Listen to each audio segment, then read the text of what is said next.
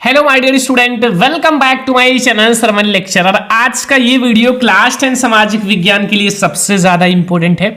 और आप लोग अगर सामाजिक विज्ञान में अभी तक कुछ नहीं पढ़ा है, ये वीडियो देखकर आप पेपर में आग लगा दोगे, एक भी नंबर नहीं छोड़कर आओगे और पेपर में धुआं धुआं उड़ा दोगे। ठीक है, क्योंकि ये सामाजिक विज्ञान का एक ऐसा वीडियो है ना जिसमें हम लोग सभी महत्वपूर्ण प्रश्नों को देखने वाले हैं। मतलब एक भी क्वेश्चन नहीं छोड़ेंगे।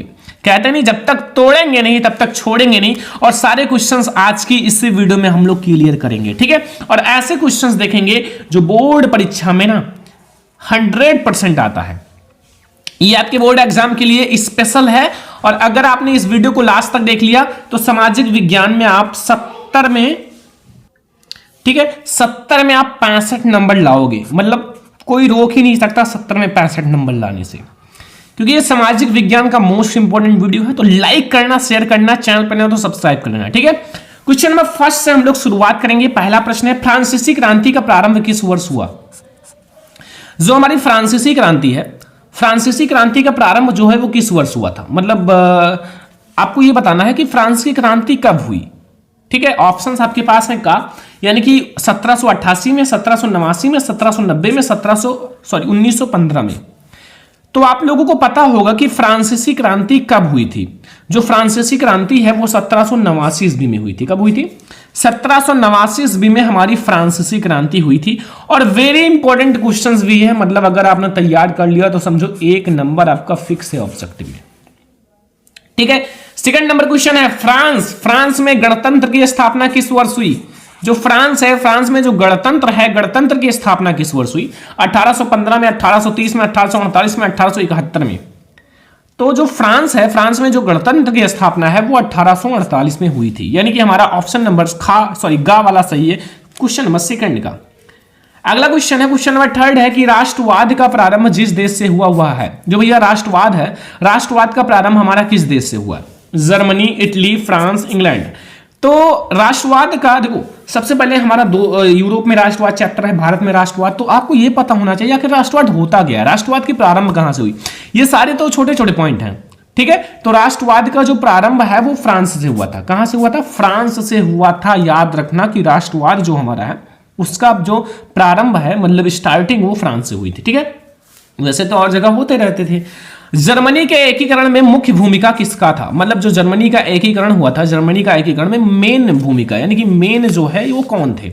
जैसे एक चीज होता है ना कि हर एक जगह का मेन लोग होते हैं ना, स्कूल में लाइक प्रबंधक हैं, प्रिंसिपल हैं, ऐसे ही जर्मनी का एकीकरण जो हुआ था इसमें जो महत्वपूर्ण भूमिका था, जो मुख्य भूमिका था, वो किसका था? ऑटोमान बिस्मार्क, विलियम प्रथम, हिटलर या मैथ्री? तो भैया जो जर्मनी का एकीकरण हुआ था उसमें जो महत्वपूर्ण भूमिका था वो ऑटोमान बिस्मार्क का था। किसका था? Ottoman Bismarck. ठीक है, क्वेश्चन नंबर 4 तक समझ में आ गया? कोई भी पूछे आप फटाक से बताओगे ना, क्योंकि बोर्ड एग्जाम में यही सारे आएंगे भी और मैं आप लोगों को सारा एक साथ इसीलिए करा रहा हूं। ठीक है, क्वेश्चन नंबर 5 है, जो ऑटोमान बिस्मार्क का संबंध किस देश से था? जो हमारा ऑटोमान बिस्मार्क है ना, इसका संबंध किस देश से था? इटली से, जर्मनी से, फ्रांस से, ब्रिटेन से? तो हमारा जो ऑटोमान बिस्मार्क थे उनका जो संबंध था वो तो सभी को पता है जर्मनी से था, क्योंकि जर्मनी के एकीकरण का जनक ऑटोमान बिस्मार्क को माना जाता है। और जर्मनी के एकीकरण में जो मेन भूमिका था, जो महत्वपूर्ण भूमिका था, वो भी ऑटोमान बिस्मार्क का ही था। तो अगर जर्मनी में इनकी भूमिका है तो इनका भैया जो संबंध है जिस देश से होगा, जर्मनी से होगा। ठीक है, अगर आपसे पूछे महात्मा गांधी जी का किस देश से संबंध है तो सभी लोग बताओगे इंडिया से है, भारत से है। सरल सी बात है। क्वेश्चन नंबर 6 है कि नेपोलियन का पराजय कब हुआ? जो नेपोलियन थे, नेपोलियन ने बहुत सारे सुधार किए थे, बहुत अच्छे अच्छे सुधार किए थे, बट आपको यह बताना है कि नेपोलियन का पराजय कब हुआ? 1814 में, 1815 में, 1816 में, 1817 में। तो जो नेपोलियन है, नेपोलियन का पराजय जो हुआ था स्टूडेंट, वो 1815 में हुआ था। कब हुआ था? 1815 में जो है वो नेपोलियन का पराजय हुआ था। पराजय, ठीक है, ध्यान रखना। अगला क्वेश्चन 7वां, 1789 की फ्रांसीसी क्रांति का किस प्रकार का राज्य था? जब 1789 की फ्रांसीसी क्रांति हुई थी तो जो फ्रांस था वो किस प्रकार का राज्य था? ठीक है, तो हमारा असीमित राजतंत्र था या प्रजातंत्र था या सीमित राजतंत्र था या गणतंत्र था? तो जो 1789 में फ्रांस की मतलब क्रांति हुई थी उस समय जो ये राज्य था वो कैसा था? वो हमारा एक सीमित राजतंत्र था। कैसा था? सीमित था, मतलब उसकी एक सीमा थी और वो एक सीमित राजतंत्र था। ठीक है, 1789 में जो फ्रांसीसी क्रांति हुई थी उस समय जो है वो एक सीमित राजतंत्र था। जो हमारा क्वेश्चन नंबर 8 है उसमें पूछ रहा है कि सविनय अवज्ञा आंदोलन कब चलाया गया, मतलब जो सविनय अवज्ञा आंदोलन है वो कब चलाया गया था।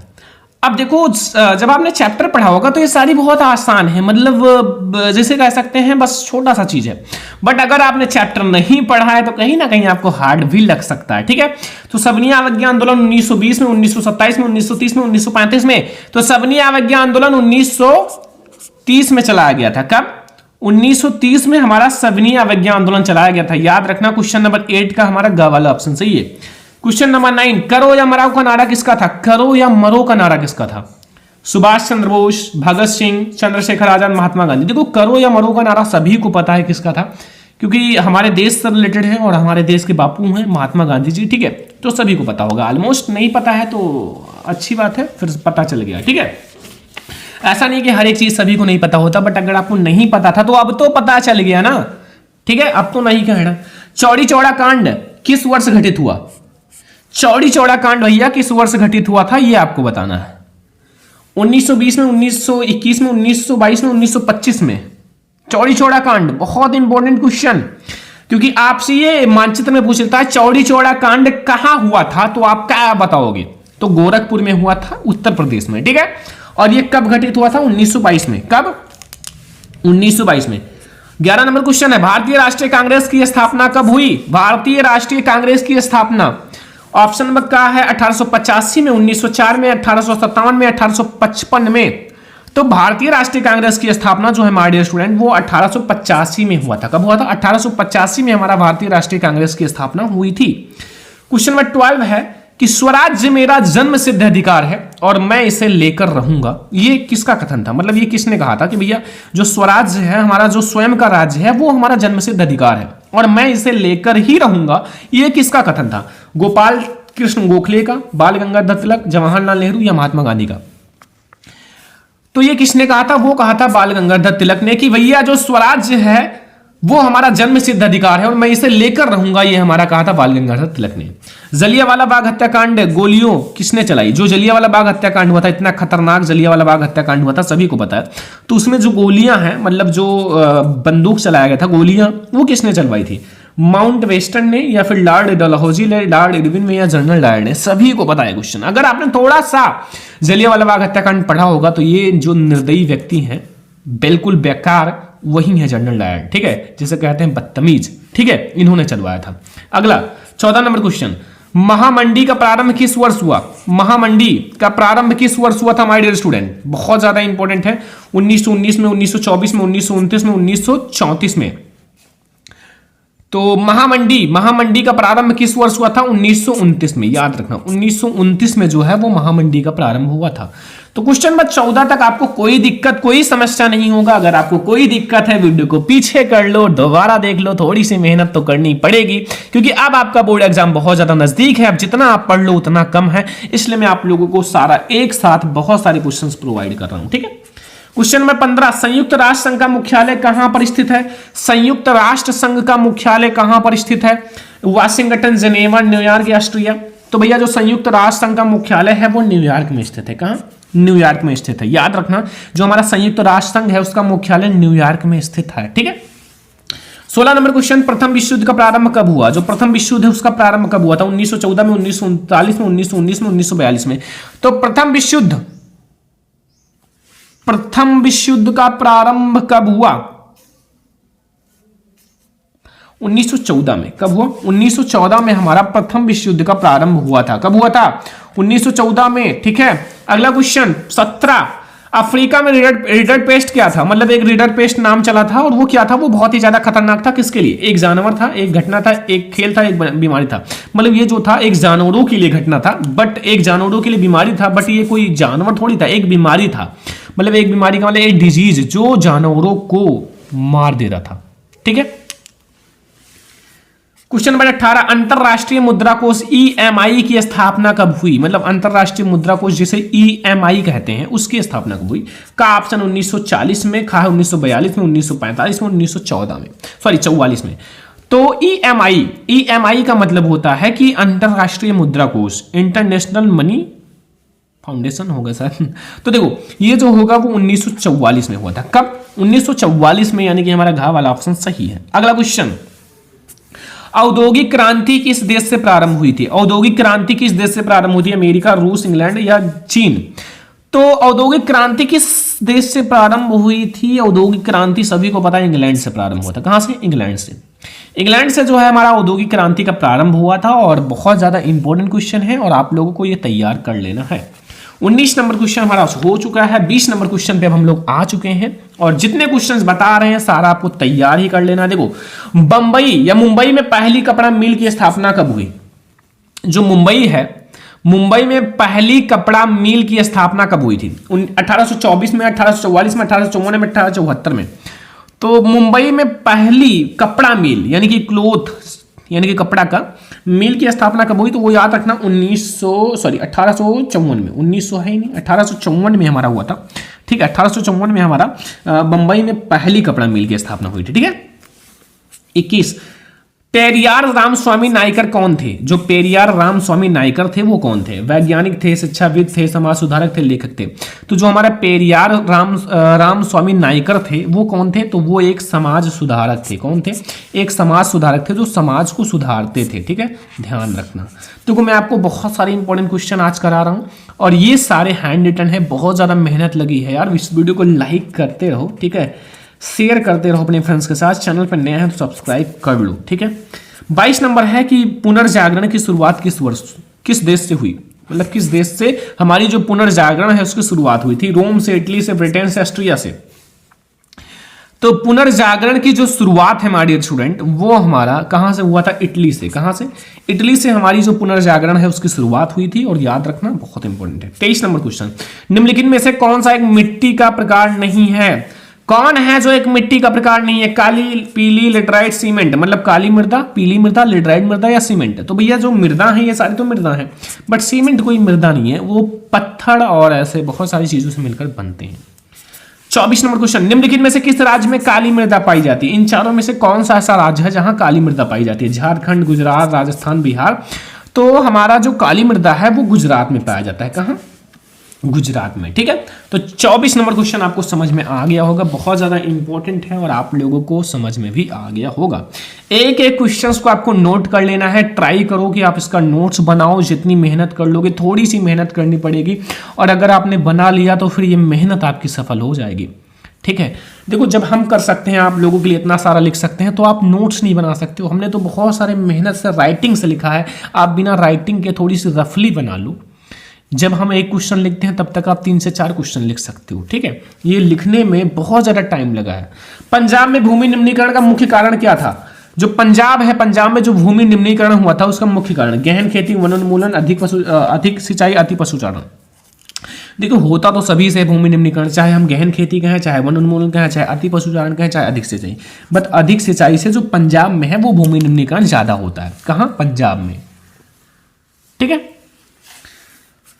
26 नंबर क्वेश्चन है कि कपास की खेती के लिए कौन सी मृदा उपयुक्त है? कपास की खेती जो होती है, कपास की खेती के लिए कौन सी मृदा सबसे अच्छी है? कौन सी मृदा सबसे ज्यादा अच्छी मानी जाती है, ये आपको बताना है। काली मृदा, लाल मृदा, जलोढ़ मृदा, लेटराइट मृदा। तो भैया जो कपास की खेती है उसके लिए हमारी कौन सी मृदा सबसे अच्छी है? कपास की खेती, तो कपास की खेती के लिए हम लोग काली मृदा सबसे अच्छी मानी जाती है। कौन सी मृदा?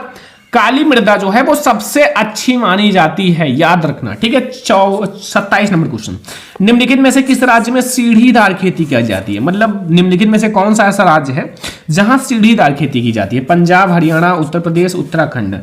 तो हमारा जो है मतलब इन चारों में से कौन सा ऐसा राज्य है जहां सीढ़ीदार खेती की जाती है? तो वो हमारा उत्तराखंड है।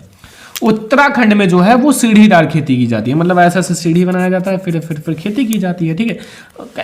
मतलब कई टाइप्स होंगे, मुझे तो इतना पता नहीं है कि निम्नलिखित में से किस राज्य में काली मृदा पाई जाती है? मतलब इन चारों में से कौन सा राज्य है जहां काली मृदा पाई जाती है? ठीक है। काली मृदा, जम्मू कश्मीर, राजस्थान, महाराष्ट्र, झारखंड।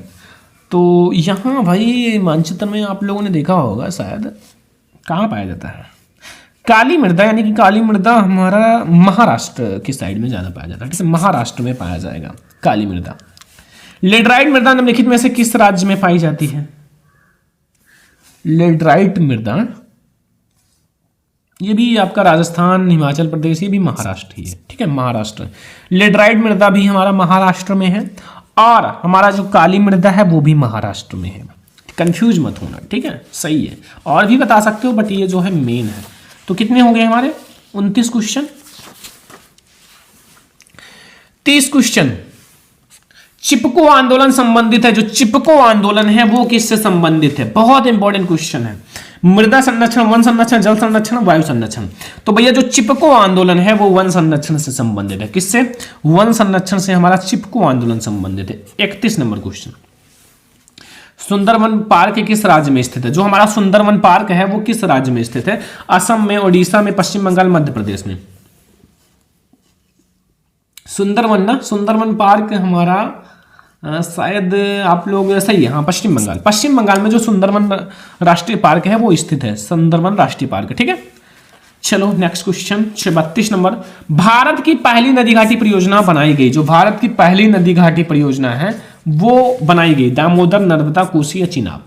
तो जो भारत की पहली नदी घाटी परियोजना है वो दामोदर है। कौन सा है? दामोदर, यानी कि हमारा का वाला ऑप्शन सही है, दामोदर नदी घाटी परियोजना बनाई गई।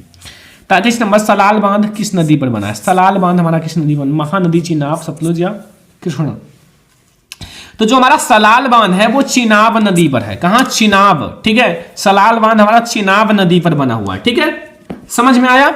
34 नंबर क्वेश्चन, इसमें से कौन सी रबी की फसल है? कौन सी है जो रबी की फसल है? चावल, मोटे अनाज, चना, काला चना, तिल।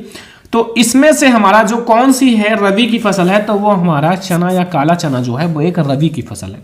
क्या है? एक रबी की फसल है, ठीक है, चना या फिर काला चना। तो 34 नंबर क्वेश्चन हो चुका है हमारा। 35 नंबर क्वेश्चन से हम लोग शुरुआत करेंगे। देखो ध्यान से समझना, मैं आपको एक एक क्वेश्चन बहुत अच्छे से समझाऊंगा, डोंट वरी, टेंशन मत लेना, ठीक है। देखो 35 नंबर क्वेश्चन फोकस करना ध्यान से कि निम्नलिखित में से एक रेशेदार फसल है। कौन सा एक रेशेदार फसल है? जूट है, कॉफी है, जव है, रबड़ है। तो भैया इनमें से जो हमारी एक रेशेदार फसल है जिसमें रेशे होते हैं, आप चेक करोगे तो वो जूट है। जूट जो है एक रेशेदार फसल है। कौन सा? जूट। 36 नंबर क्वेश्चन, इनमें से कौन सी एक फलीदार फसल है? फलीदार, दाल है, मोटे अनाज, ज्वार या तिल। तो वो हमारा दाल जो है एक फलीदार फसल। आपने दाल का फसल देखा है? शायद देखा होगा, नहीं देखा तो गूगल पे सर्च करो, मैं भी गूगल पे ही देख लेता हूँ, ठीक है। तो वहां क्या है कि उसमें फलियां लगी रहती हैं, फूल जिसे कहते हैं, फ्लावर, तो वही तो है फलीदार यानी कि फूलदार। 37 नंबर, कर्तन दहन कृषि, झूम कृषि, जिसे हम लोग झूम, देखो कर्तन दहन कृषि या फिर झूम कृषि निम्नलिखित में से किस राज्य में पाई जाती है? उत्तर प्रदेश, राजस्थान, उत्तराखंड या मिजोरम। तो ये जो हमारा पाया जाता है वो कहाँ पाया जाता है? कर्तन दहन कृषि या झूम। तो ये हमारा पाया जाता है मिजोरम में। नाम जैसे इसका थोड़ा सा अलग है, वैसे मिजोरम का नाम अलग है। उत्तर प्रदेश, उत्तराखंड, राजस्थान तो सुना होगा, लेकिन मिजोरम थोड़ा सा अलग है, ठीक है, तो ध्यान रखना थोड़ा सा। 38 नंबर, निम्नलिखित में से कौन सी रोपण की फसल है? रोपण, गेहूं, चना, गन्ना, मूंगफली। जो हमें नगदी फसल कहते हैं तो वो हमारा गन्ना है, गन्ना, ठीक है। अगला 39 नंबर क्वेश्चन, झारखंड में स्थित कोडरमा निम्नलिखित में से किस खनिज का अग्रणी उत्पादक है? झारखंड में स्थित जो कोडरमा है वो किस खनिज का अग्रणी उत्पादक है? बॉक्साइट, अर्वरक, लौह अयस्क या तांबा। तो झारखंड में स्थित जो कोडरमा है वो अर्वरक का अग्रणी उत्पादक है। किसका? अर्वरक का हमारा अग्रणी उत्पादक है। 39 नंबर क्वेश्चन तक आपको समझ में आ गया होगा बहुत ही अच्छे से। और अब हम लोग देखते हैं 40 नंबर क्वेश्चन की, निम्नलिखित में से कौन सा ऊर्जा का परंपरागत स्रोत है? इन चारों में से कौन सा हमारा ऊर्जा का परंपरागत स्रोत है? सौर ऊर्जा, कोयला, पवन ऊर्जा, ज्वारीय ऊर्जा, कौन सा है? परंपरागत, परंपरागत का मतलब होता है कोयला, ठीक है। कोयला जो है वो एक परंपरागत ऊर्जा है जो बहुत पुराने समय से हम लोग यूज करते हैं, ठीक है।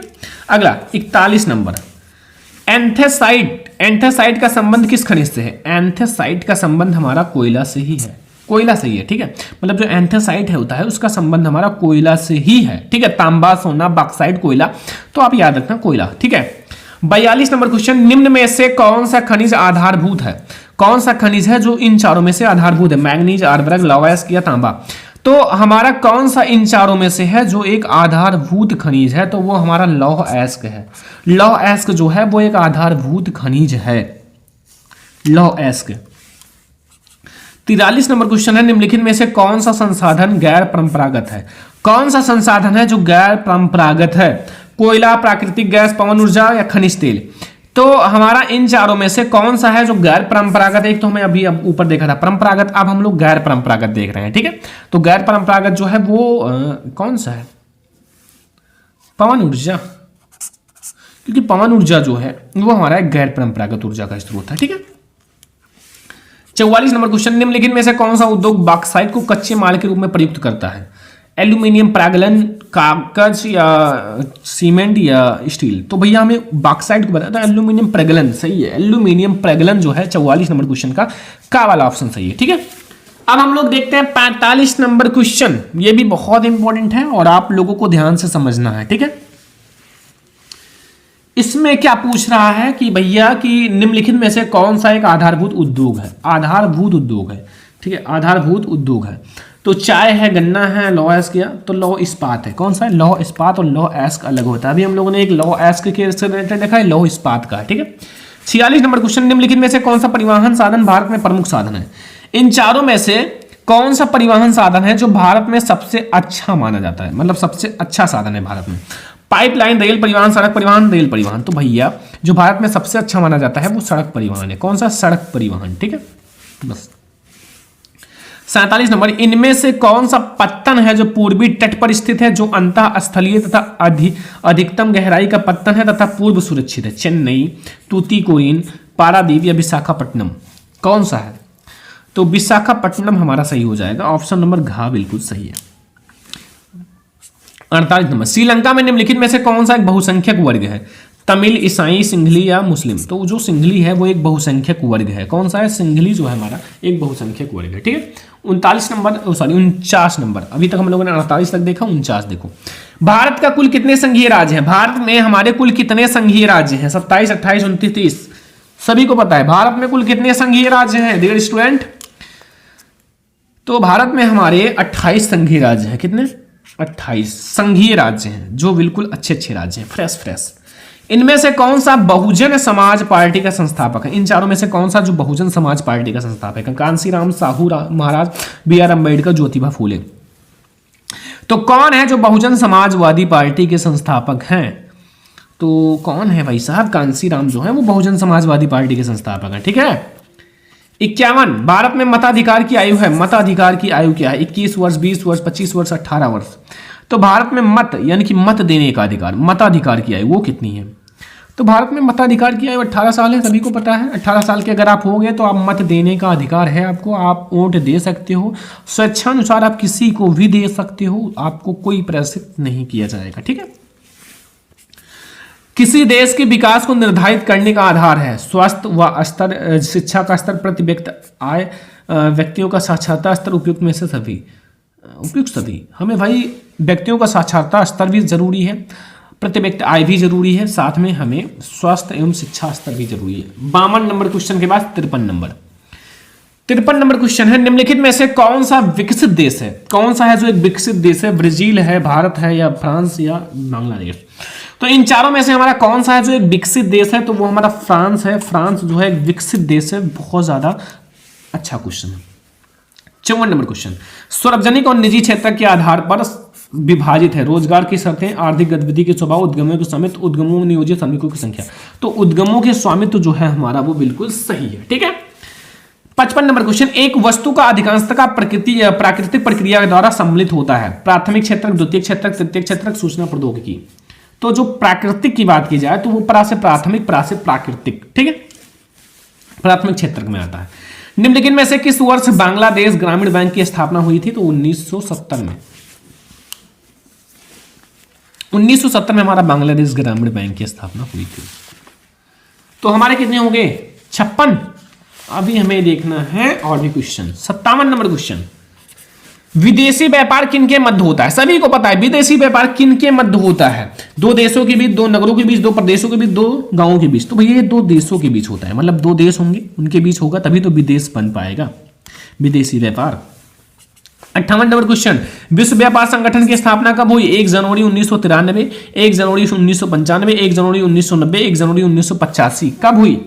तो 1 जनवरी 1995 में हमारी स्थापना हुई थी विश्व व्यापार संगठन की। विश्व व्यापार संगठन की स्थापना 1 जनवरी 1995 में हुई थी। 59 नंबर, उपभोक्ता सुरक्षा अधिनियम कब बना था? उपभोक्ता संरक्षण अधिनियम कब बना था? 1982, 1984, 1985, 1986। 1986 में हमारा उपभोक्ता संरक्षण अधिनियम बना था। 60 नंबर और लास्ट नंबर क्वेश्चन, 60 बहुत है, ठीक है, बहुत है, आपको 20 में 20 नंबर मिल जाएगा ऑब्जेक्टिव में। सूचना का अधिकार अधिनियम कब पारित हुआ? अक्टूबर 2005 में, मार्च 2005 में, जनवरी 2006 में, अप्रैल 2007 में। तो भैया जो है अक्टूबर 2005 में हमारा जारी हुआ था, ठीक है। तो इसमें हम लोगों ने देखा 60 ऑब्जेक्टिव क्वेश्चन और 60 ऑब्जेक्टिव आप लोग तैयार करो, फिर हम लोग ये सारा हम लोग आगे की भी चीजों को देखेंगे, ठीक है। तो ये आप लोग जल्दी से तैयार कर लो, क्योंकि ये हमारे बोर्ड एग्जाम के लिए बहुत इंपॉर्टेंट है। आप लोग सामाजिक विज्ञान का पेपर देने जाओगे तो आपको यहीं से ही ऑब्जेक्टिव क्वेश्चन मिलेगा। तो चलो हम लोग देखते हैं नेक्स्ट चीजें, लेकिन अब हम लोग नेक्स्ट चीजें नेक्स्ट वीडियो में देखेंगे, क्योंकि हम लोगों ने 20 में 20 नंबर क्लियर कर लिया है ऑब्जेक्टिव का, और आपका बस इतना बहुत है ऑब्जेक्टिव। और हम लोग नेक्स्ट जो है लघु उत्तरीय, दीर्घ उत्तरीय, मानचित्र संबंधित प्रश्न वो नेक्स्ट वीडियो में देखेंगे, क्योंकि वीडियो बहुत ज्यादा लंबा हो जाएगा और बहुत ज्यादा मेहनत भी करना पड़ेगा आप लोगों को, ठीक है। तो इतना आप लोग तैयार कीजिए, हम आप लोग नेक्स्ट वीडियो के लिए तैयार रहना, हम बहुत ही जल्द लाएंगे। आप लोग इस वीडियो को ज्यादा से ज्यादा लाइक करना, शेयर करना, चैनल पर नया है तो सब्सक्राइब करना, लाइक शेयर एंड सब्सक्राइब कर देना। चलो फिर हम लोग मिलते हैं नेक्स्ट इंपॉर्टेंट वीडियो में, तब तक के लिए जय हिंद।